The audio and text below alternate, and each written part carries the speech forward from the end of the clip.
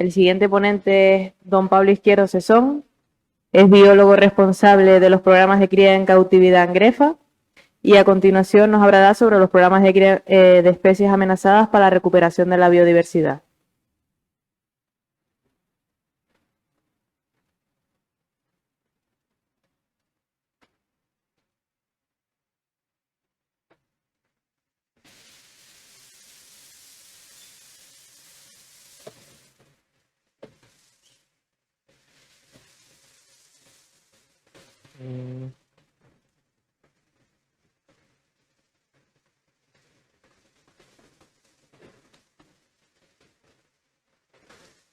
Bueno, buenos días a todos, muchas gracias por venir.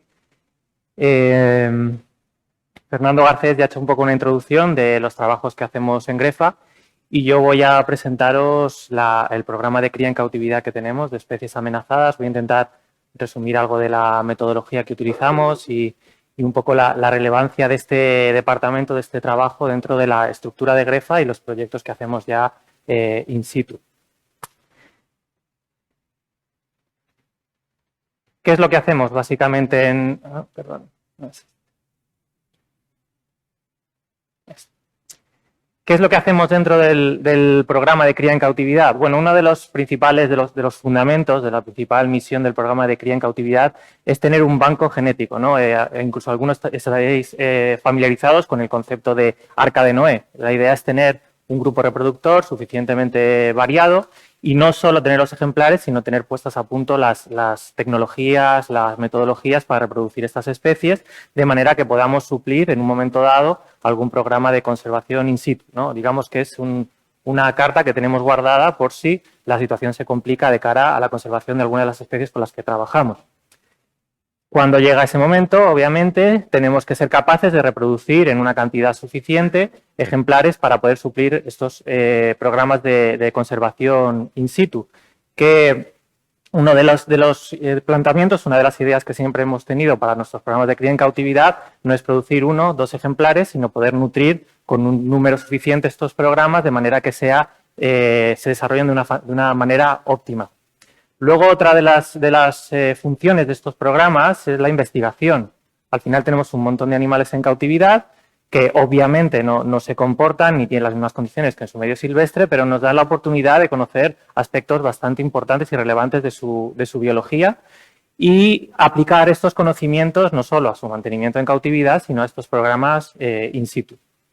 En Grefa trabajamos desde hace bastantes años, desde los 90 que empezaron los programas de cría en cautividad con varias especies. Este número se está incrementando de manera más o menos regular, siempre intentando adoptar nuevos desafíos, pero no dejando de lado los desafíos que ya tenemos presentes.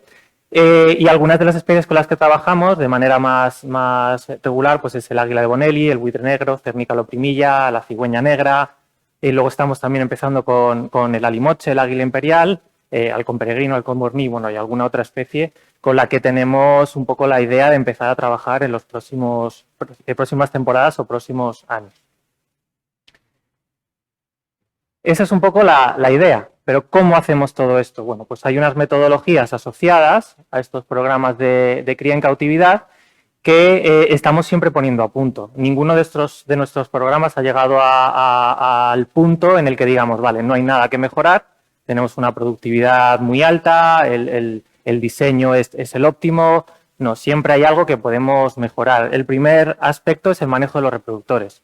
Grefa, cuando empezó en esto, empezó a incorporar reproductores de algunas de las especies. Por ejemplo, en los años 90 empezó a reproducir de manera más o menos regular el Cernica loprimilla, pero también empezamos a coger de otros centros donantes algunas especies más amenazadas, pues por ejemplo el águila de Bonelli. Estos animales, el primer problema, el primer desafío es dónde mantenerlos. Tenemos dos aspectos muy importantes. Primero, son animales salvajes, no son animales domésticos, y además son de origen silvestre.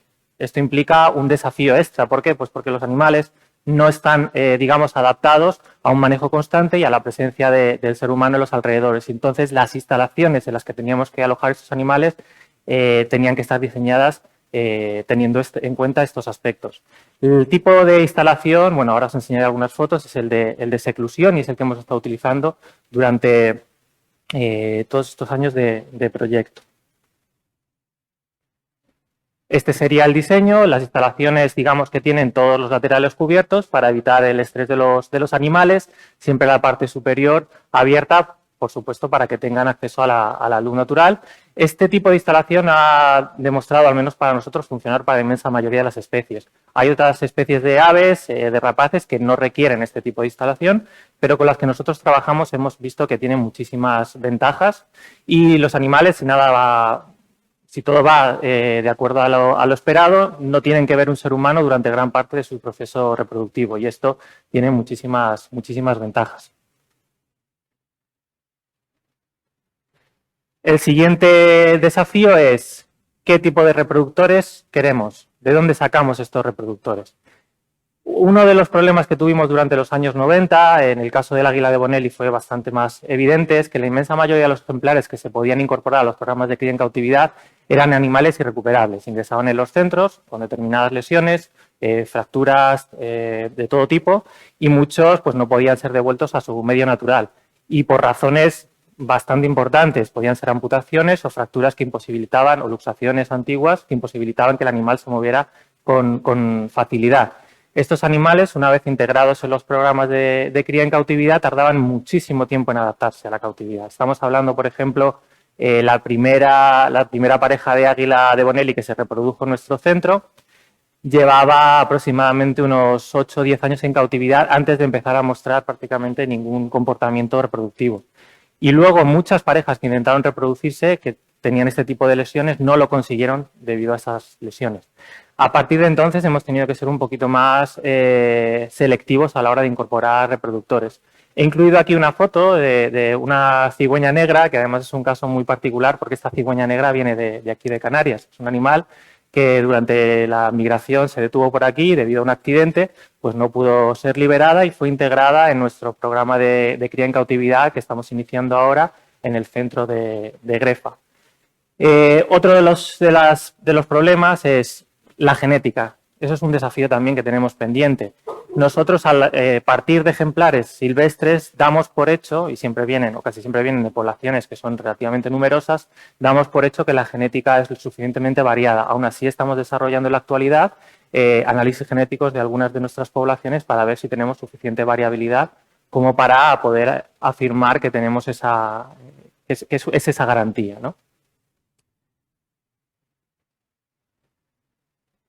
En el caso de algunas especies, tenemos el problema añadido de que cuando juntas un macho y una hembra, pues muchas veces no se van a gustar.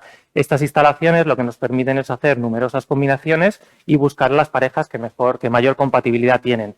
En algunas de las especies con las que trabajamos, he puesto el ejemplo del cernícalo primilla, esto es infinitamente más fácil. El cernícalo primilla es la única o casi única especie con la que trabajamos que tiene ese comportamiento colonial. El comportamiento colonial que tiene nos permite juntar un número alto de machos y hembras y ellos mismos eligen sus compañeros. Eso acelera muchísimo la productividad de estas especies en cautividad y lo que hacemos es manejar a los grupos reproductores efectivamente por grupos. Es muy difícil hacer un seguimiento individualizado de quién produce y quién no produce. Lo que hacemos es por lotes. Juntamos 6 machos, 6 hembras y vamos siguiendo la productividad, tasa de fertilidad de los huevos, tasas de eclosión, el aspecto de los pollos, ya veremos algo de cuidados neonatales, y vamos cambiando estas colonias artificiales a sus individuos conforme vamos viendo si esas tasas se acercan a lo que esperamos o no. Un aspecto muy, muy importante, una vez que hemos hecho todo este ejercicio de crear las instalaciones, buscar los reproductores, buscar las parejas, es el seguimiento. Todas nuestras instalaciones cuentan con un sistema de cámaras que nos permiten monitorizar todo el comportamiento. Aquí os he puesto un ejemplo, es nuestra pareja de alimoches, lleva tan solo, creo que este es su 3er año en el centro. Lo que intentamos es tener cámaras tanto en la instalación como en el nido, que es donde obviamente ocurren más cosas interesantes, y intentamos ver algunos comportamientos dentro del etograma de cada una de las especies que nos indican que estas parejas van a conseguir o van a intentar reproducirse en un periodo más o menos corto de tiempo. ¿Qué periodo esperar? Pues os he incluido una tabla, está sin completar porque es hasta 2019, de lo que hemos obtenido en los últimos años, por ejemplo, con el buitre negro.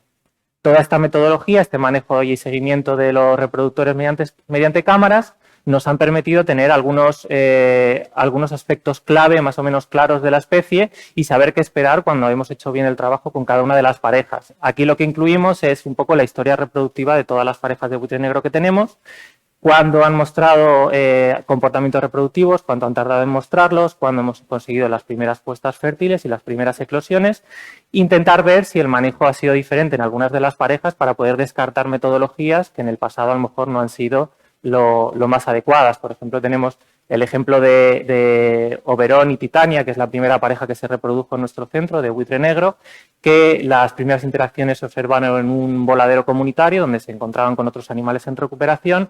La primera puesta se dio en 2008 y en 2009 ya tuvimos la primera puesta fértil.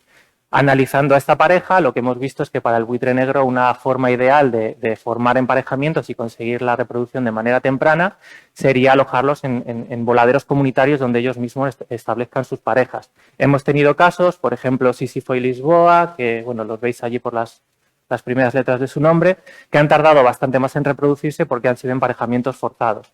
Los emparejamientos forzados hemos visto que especies como el águila de Bonelli, que de momento parece ser el único que es medianamente seguro, son animales muy agresivos y no puedes juntar 4 en la misma instalación, pues estos emparejamientos forzados siempre dan resultados mucho más tardíos. Entonces el buitre negro se presta a un manejo que nos permite conseguir reproducciones muy tempranas. Las últimas parejas hemos conseguido ya en 2020, nos sale en esta gráfica, hemos conseguido las primeras puestas con tan solo 2-3 años de haber formado la pareja reproductora. Todo esto intentamos analizarlo de manera anual con todas las especies con las que trabajamos para ver si podemos cambiar algo en la metodología que nos acerque al objetivo de manera mucho más rápida. Si hemos hecho todo bien, no nos conformamos con que los animales críen en su instalación y ir a sacar los pollos cuando proceda a su liberación. Intentamos hacer un manejo que quizás es más intensivo que en otros programas, simplemente porque lo que hemos visto, al menos con las especies que trabajamos y los individuos que nosotros trabajamos, es que hay periodos críticos en los cuales incluso una pareja con experiencia fracasa. Y es normal. Por ejemplo, hemos tenido de las mejores parejas de águila real que hemos tenido, incluso de buitre negro, teníamos parejas que era imposible para ellas sacar huevos desde el día 0, incubarlos de manera natural y sacar pollos. Cuando hacíamos manejo de puestas conseguíamos tasas de eclosión muy altas. Cuando los pollos eran adoptados también teníamos unas tasas de supervivencia muy buenas.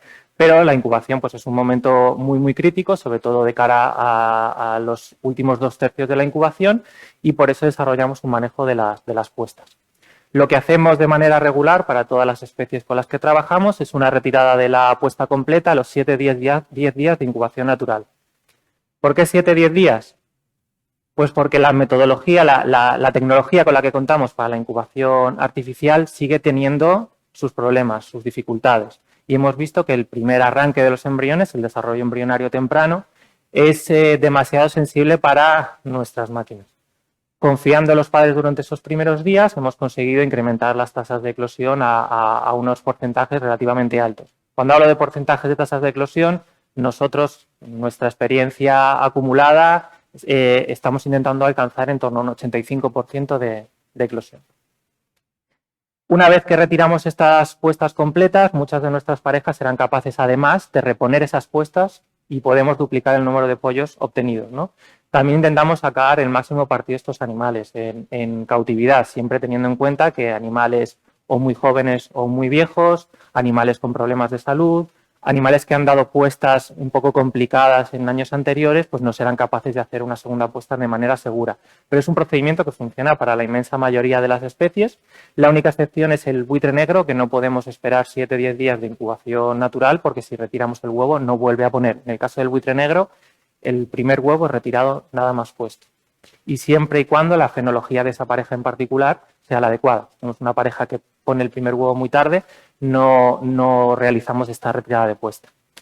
En algunos casos excepcionales, las aves, las que ponen múltiples huevos, por ejemplo, Ercernica loprimilla, también se presta a otro manejo que es la retirada del primer huevo.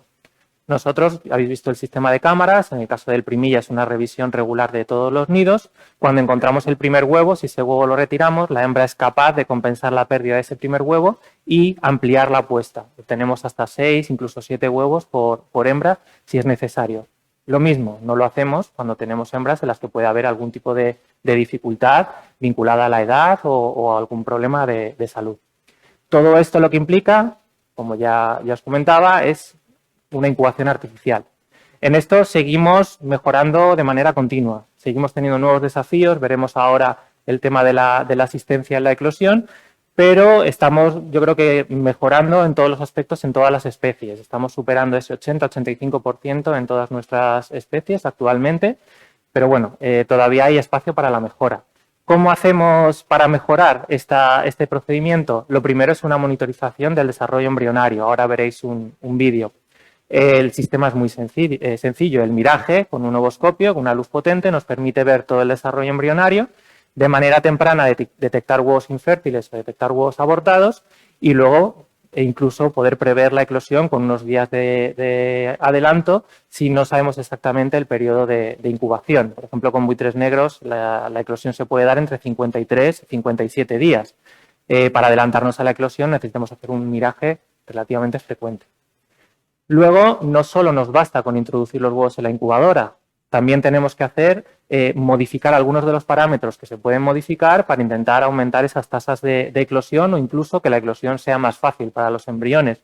Una de las cosas que podemos modificar es la humedad. La temperatura tiene que ser bastante estable y normalmente un cambio en la temperatura, si estás en una temperatura óptima, te disminuye de manera drástica las tasas de eclosión. Pero la humedad sí. Hemos visto que la pérdida de peso en un huevo es vital para la tasa de eclosión. Huevos que pierden demasiado peso porque se deshidratan muy rápido, tienen dificultades a la hora de eclosionar, y huevos que pierden muy poquito peso incluso no llegan al momento de la eclosión, mueren por complicaciones de manera mucho más temprana. Modificando la humedad en el ambiental dentro de la incubación hemos conseguido tasas de eclosión muy altas, incluso en huevos que pueden ser defectuosos. Tenemos, por ejemplo, un caso de una hembra de buitre negro que por problemas en su internos suyos, digamos, pone huevos muy poco calcificados, con la cáscara muy fina, y son huevos que de manera natural no eclosionarían. Tenemos que incubarlos, ese huevo tiene una incubadora para sí mismo, con humedades relativas muy, muy altas, y con eso hemos conseguido pues, sacar pollos de esta pareja. Y este seguimiento nos permite lo que os decía, prepararnos para la eclosión y modificar los parámetros. Durante la eclosión, bueno, esto sería un vídeo un poco corto de lo que se ve por si alguien no ha visto alguna vez un huevo durante su desarrollo. En este caso, pues es un huevo de cernícalo primilla. Este miraje, en el caso del cernícalo primilla, se hace todas las mañanas, 7 días a la semana, para intentar adelantarnos y poder extraer, por ejemplo, huevos abortados de la incubadora de manera temprana para evitar problemas. Además, con el cernícalo primilla tenemos la dificultad que no sabemos exactamente. Sabemos cuándo se ha puesto el huevo, pero no sabemos cuándo la hembra ha empezado a incubar. No empieza a incubar ni desde que pone el primer huevo, como hacían las lechuzas, ni cuando han puesto el último huevo, como hacen muchas especies nidífugas. Empieza a incubar en algún punto entre el segundo y el tercer huevo.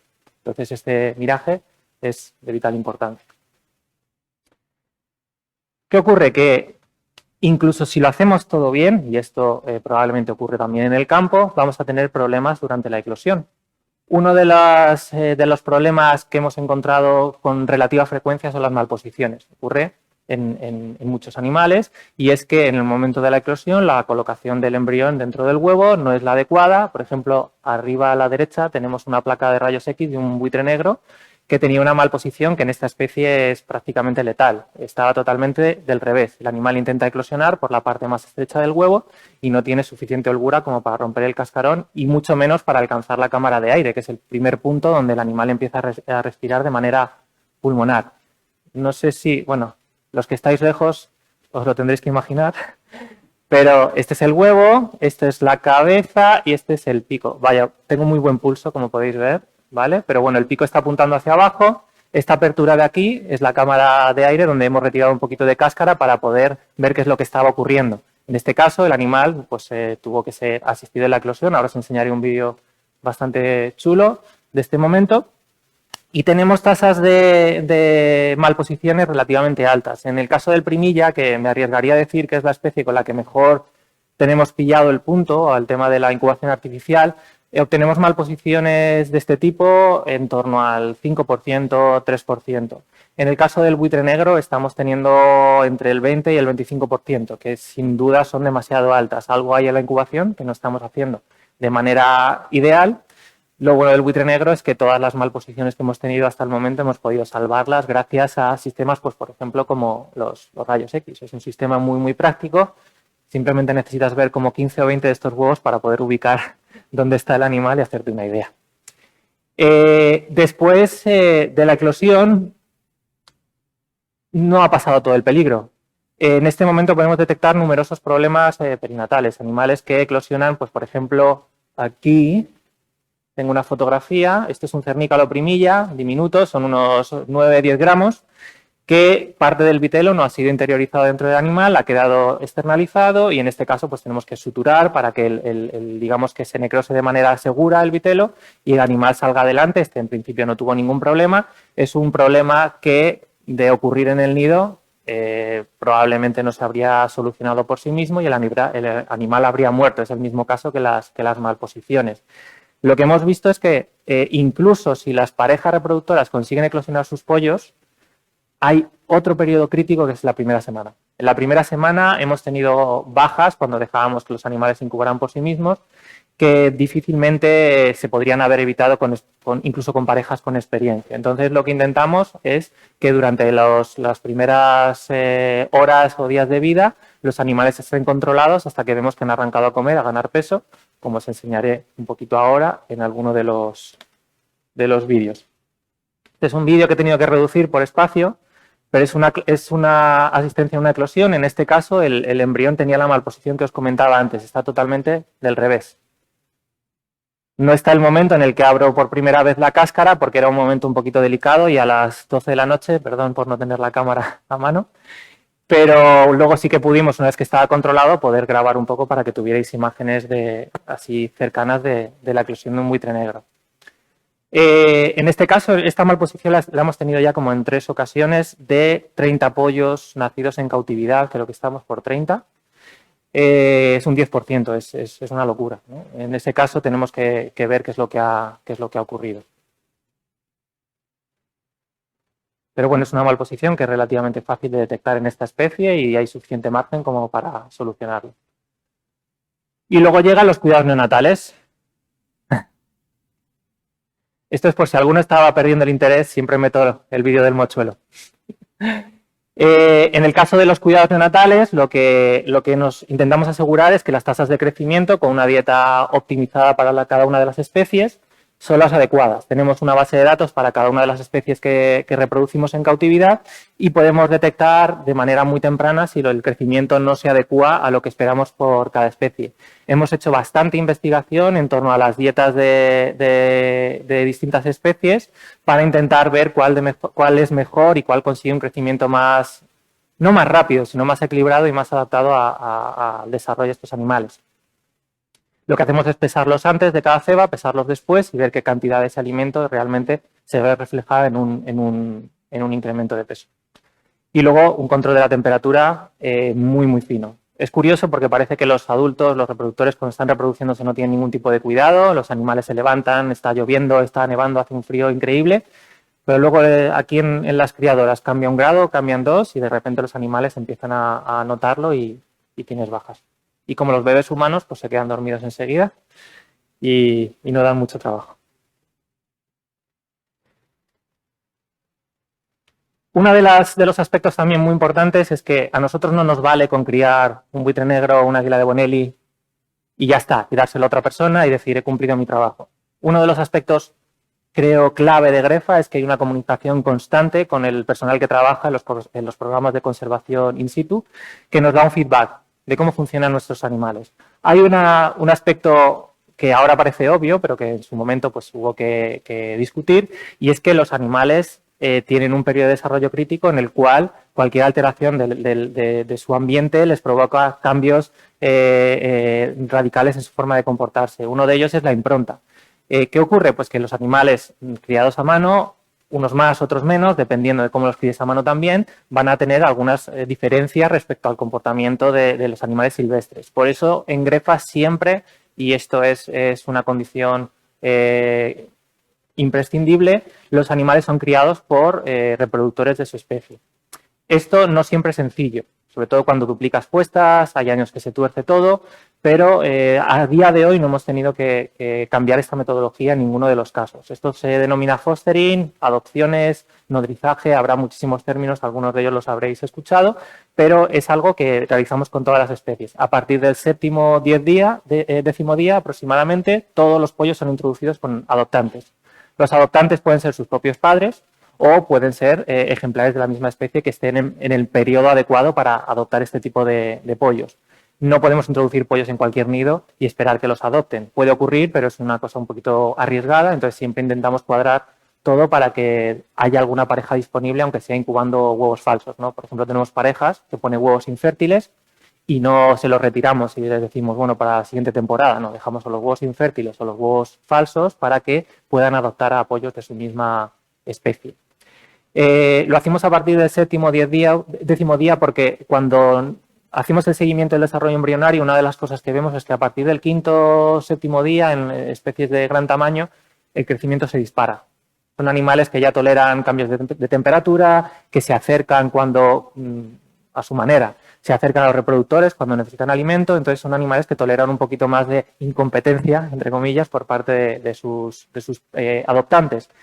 Y la verdad que es una metodología que da muy buenos resultados y que casi nunca da problemas. Siempre hay algún rechazo, pero bueno, como tenemos muchas parejas disponibles de cada una de las especies, pues no hay mucho problema. Os voy a enseñar, bueno, abajo una de las cosas que también hacemos es con el sistema de cámaras que contamos en cada una de las instalaciones o accediendo a la propia instalación, es un seguimiento del desarrollo. Esto también nos permite ver pues, si los padres lo están haciendo bien, si el animal tiene algún problema de desarrollo, entonces hacemos revisiones más o menos rutinarias para ver el tamaño, tomamos fotografías, esto también es muy útil para colaborar con algunos programas in situ, porque hay muy pocas opciones de tomar fotografías de un pollo de buitre negro cada 10 días y esto, por ejemplo, la gente de campo a veces nos llama y me dice, oye, mira, he encontrado este pollo de buitre negro en un nido y es que no sé exactamente cuándo ha eclosionado, pero tenemos que colgarle un transmisor con 80 días, entonces tengo que ir planificando. Entonces nos envían la foto, yo les envío un poco el desarrollo que tenemos de nuestros ejemplares y con eso pueden hacerse una idea de la edad, ¿no? O sea que esto es una de las aplicaciones del programa de cría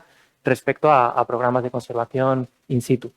He incluido un vídeo de una pareja que había adoptado 2 pollitos de águila de Bonelli, en este caso no es la madre biológica, esta es la hembra. Y la adopción, una de las cosas que intentamos es que siempre haya un número de pollos adecuado, no intentamos sobrecargar a las parejas, sobre todo en periodos tan tempranos. También si tenemos muchos ejemplares, intentamos juntarlos no porque sean hermanos, sino porque tengan la misma edad. Por ejemplo, en el primilla eclosionamos 150 o 200 pollos este año, pues metemos 3 pollos por pareja, aunque los primillas podrían sacar 5, y los 3 pollos no son hermanos, son pollos exactamente de la misma edad. Luego más adelante se pueden hacer combinaciones. De repente te quedas con más pollos que parejas, puedes juntar pollos.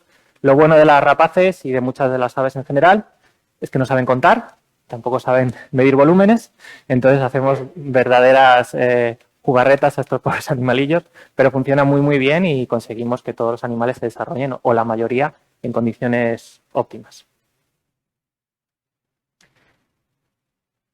Como os comentaba, a nosotros no solo nos interesa criar el mayor número de ejemplares posible. Esto es una cosa que desde el momento estuvo claro. Hay algunas especies que obviamente intentamos reproducir el mayor número, pero no nos vale cualquier tipo de ejemplar. Lo que queremos es que su facilidad para adaptarse al medio silvestre, porque la inmensa mayoría de los animales que criamos tienen ese fin, aunque algunos se quedan como reproductores, entonces intentamos que la mayoría que tengan una viabilidad muy alta.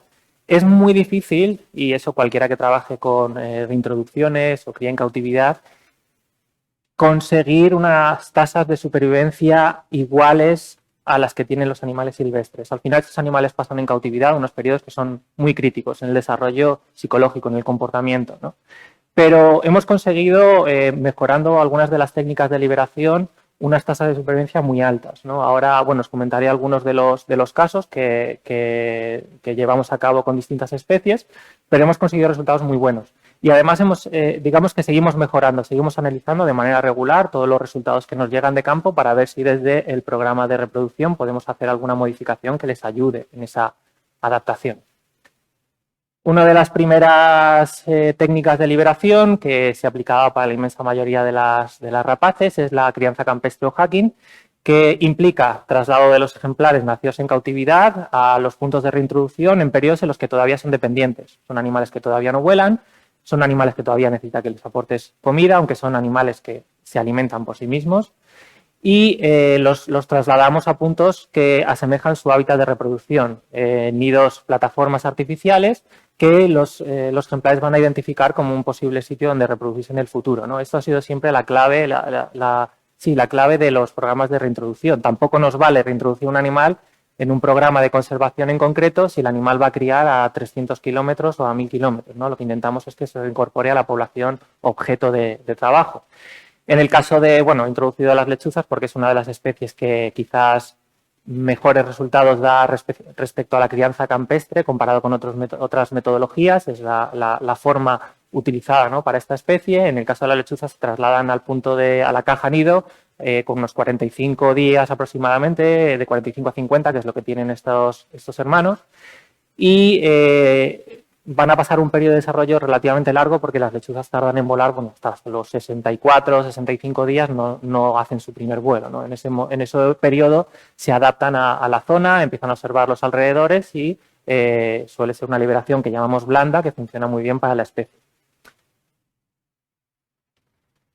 En algunos casos hemos tenido la oportunidad de darle a los ejemplares una adaptación óptima, ¿vale? Esto que parece un águila de Bonelli en una nave espacial es en realidad una liberación que hicimos por primera vez, creo que hace 4 años, y es que dentro de la Comunidad de Madrid hacemos un seguimiento porque debido al programa LIFE que desarrollamos con el águila de Bonelli hemos reintroducido muchos ejemplares, hacemos un seguimiento de todas las parejas, un seguimiento muy exhaustivo. ¿Qué ocurrió? Esta es de este año. ¿Qué ocurrió en este nido? Pues que la pareja llevaba incubando unos 55 días, cuando el periodo de incubación del águila de Bonelli son 41, 42 días aproximadamente. Sabíamos que el huevo no era fértil o se había abortado. Entonces lo que decidimos es coger uno de los ejemplares nacidos en cautividad en nuestro centro, acceder al nido. De hecho, la foto incluye al agente forestal accediendo a la plataforma y colocamos el pollo en este nido. En águila de Bonelli es un procedimiento que nos ha funcionado, lo hemos hecho 3 o 4 veces y ha funcionado todas, funciona muy muy bien. Y el animal, bueno, de hecho, Almenara, esta hembra, a día de hoy ha sobrevivido sin ningún problema y está, digamos, explorando nuevos territorios.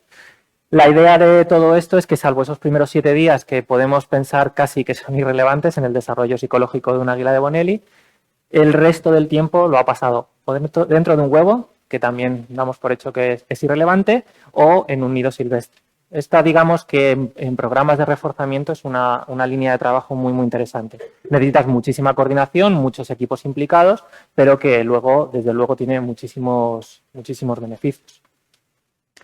En algunas especies hemos ido cambiando durante los años respecto a los ejemplares nacidos en cautividad que se reintroducían. En el buitre negro, la metodología inicial era la crianza campestre. En los años que se empezó a reproducir, en 2009 hasta creo que 2014 o 2015, me fallan las fechas, todos los animales nacidos en cautividad de buitre negro se liberaban mediante crianza campestre. Animales que se colocaban en una plataforma, se les aportaba comida sin que observaran a los humanos dársela, obviamente, esto es importante. El animal volaba dentro de una colonia ya establecida, como es la de Bumor, donde hemos trabajado desde hace muchísimos años. Y después de sus primeros vuelos, a veces retornaban a la plataforma y muchas otras veces acompañaban a los buitres negros silvestres en sus búsquedas de alimento o a los puntos de alimentación. ¿Qué es lo que observábamos? Pues que tenían un comportamiento muy natural. Permanecían en el área, en la colonia, durante algunos días, algunas semanas o meses, pero llegaba el momento de la dispersión. Y perdimos varios ejemplares, perdimos 2, parecen pocos, pero para un buitre negro nacido en cautividad son muchos. Los perdimos en la dispersión. Se dispersaron, uno murió electrocutado, creo que otro murió ovaga, no recuerdo muy bien, creo que fue intoxicada. Y luego hemos tenido grandes viajeros liberados mediante esta metodología. Por ejemplo, tenemos una hembra que cruzó desde Barcelona hasta Menorca, siguiendo un grupo de leonados y no salió de la isla. Tenemos un macho que llegó hasta Senegal. Y esto es muy arriesgado en un programa de reintroducción. ¿Qué es lo que vimos a partir de entonces? Que los animales juveniles, mantenidos durante su primer invierno en las jaulas de aclimatación, perdían en cierta medida esa fiebre de dispersarse. Y a partir de ahora, la metodología de liberación para todos los ejemplares nacidos en cautividad y rehabilitados también son las jaulas de aclimatación. Esta jaula es la que tenemos ahora en un proyecto que estamos desarrollando en Bulgaria, en los Ródopes, donde hemos trasladado el grupo de pollos de buitre negro nacidos en 2021 y los de 2022 serán trasladados allí en enero probablemente. Y es una metodología que funciona muy, muy bien porque estos animales no necesitan esas liberaciones, no necesitan aprender a cazar de manera gradual como ocurre con otras especies. Entonces, simplemente liberándolos por aclimatación, se establecen en la zona y funciona de manera excepcional. Seguimos aprendiendo. Aquí sigue habiendo muchísimos desafíos. Uno de ellos, por ejemplo, es el que hemos empezado hace poco con la cigüeña negra. La cigüeña negra no hay protocolos claros de crianza en cautividad y liberación que evalúen estas tasas de supervivencia. Y con el programa de cría en cautividad que estamos empezando a desarrollar, también vamos a desarrollar liberaciones experimentales siguiendo distintas metodologías.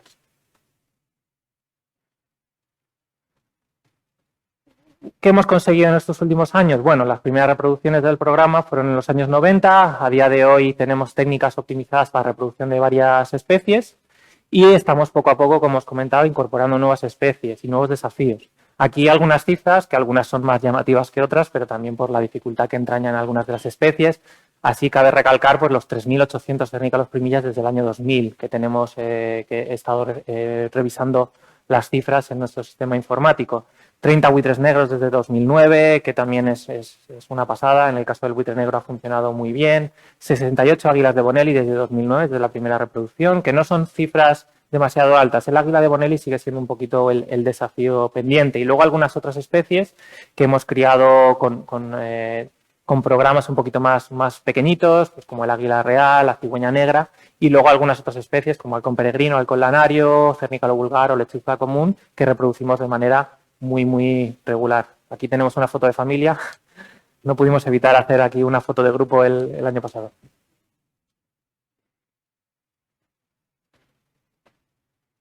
Y bueno, con esto sí que quería recalcar que todo esto no sería posible sin todos los voluntarios y estudiantes que han colaborado en el programa, ya sea trabajando directamente con los animales, ya sea desarrollando sus trabajos de fin de grado, de fin de máster con nosotros y, como no, al Ministerio para la Transición Ecológica del Reto Demográfico, que ha sido un gran aporte para el programa de cría en cautividad, y el programa Aquila Life, que ha finalizado este año. Hace poquito tuvimos el último congreso y esperamos que en los próximos años pues todas estas colaboraciones continúen, haya algún otro proyecto live y podamos seguir trabajando en esta línea. Muchísimas gracias.